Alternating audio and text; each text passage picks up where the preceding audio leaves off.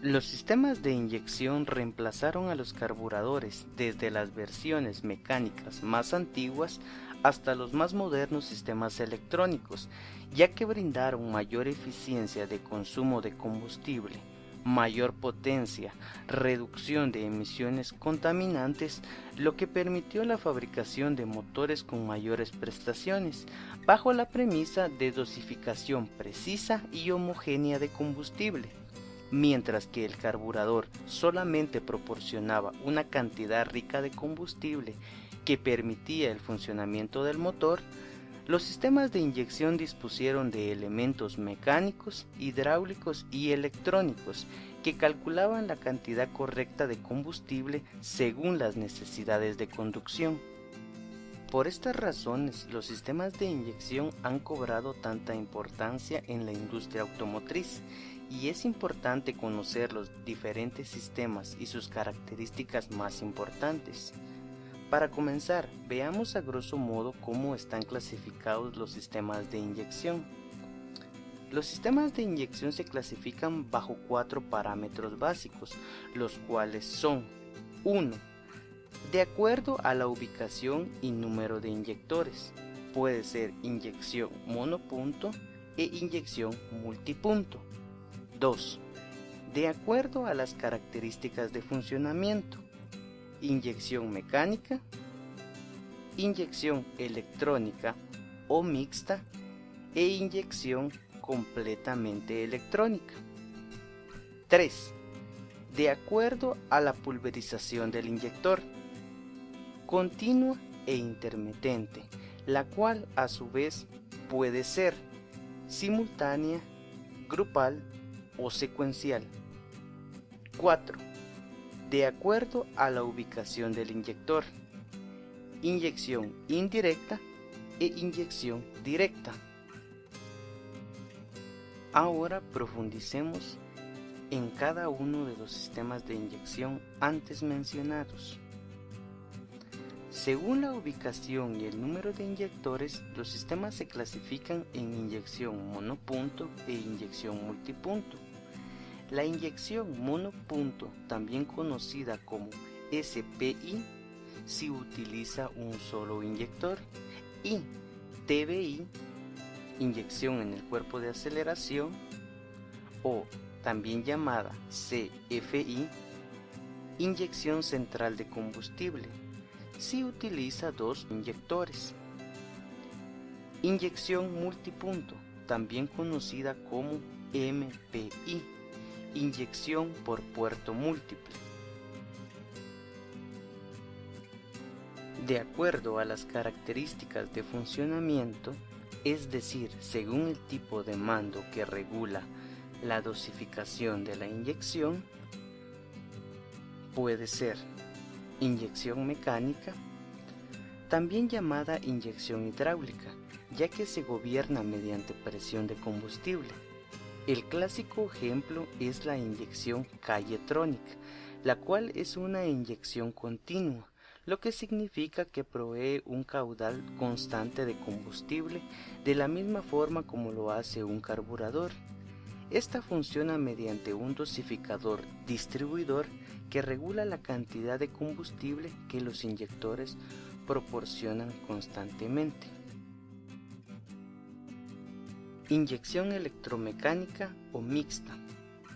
El clásico ejemplo es el sistema de inyección K-Jetronic. Se caracteriza por ser un sistema de inyección continua y el cual empieza a utilizar sensores que recaban diferentes magnitudes físicas, que procesa la unidad de control electrónico con el fin de gobernar el regulador de presión, que antiguamente era el dosificador distribuidor. Todo esto con el fin de generar una pulsación más homogénea según los parámetros de conducción. Inyección electrónica. El clásico ejemplo es el sistema LE-Jetronic, que se caracteriza porque los inyectores se gobiernan mediante la unidad de control electrónico, ECU, y estos pulverizan el combustible en función de la información recabada por los diferentes sensores. La inyección electrónica es del tipo intermitente, lo que significa que el combustible es dosificado de la siguiente manera: inyección simultánea o inyección en paralelo, todos los inyectores a la vez; inyección semisecuencial o grupal, de 2 en 2 o en grupos; inyección secuencial, de 1 en 1 siguiendo un orden de encendido. Mientras más moderno sea el sistema de inyección electrónico, más cerca de la cámara de combustión estarán ubicados los inyectores, es decir que mientras más moderno, más directa es la inyección. La inyección indirecta pulveriza el combustible en el múltiple de admisión. Un ejemplo clásico es la inyección Motronic, la cual funciona conjuntamente con el sistema de encendido electrónico. Actualmente la inyección se realiza de manera directa. Prueba de ello es la inyección TI Motronic de Bosch, que pulveriza el combustible directamente en la cámara de combustión. Cabe destacar que es la evolución del sistema Motronic.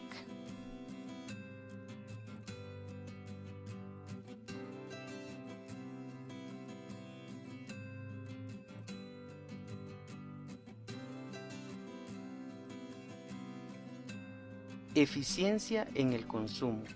Comparemos un motor clásico de Toyota, el mítico 22R, de 4 cilindros en línea con una cilindrada de 145 pulgadas cúbicas.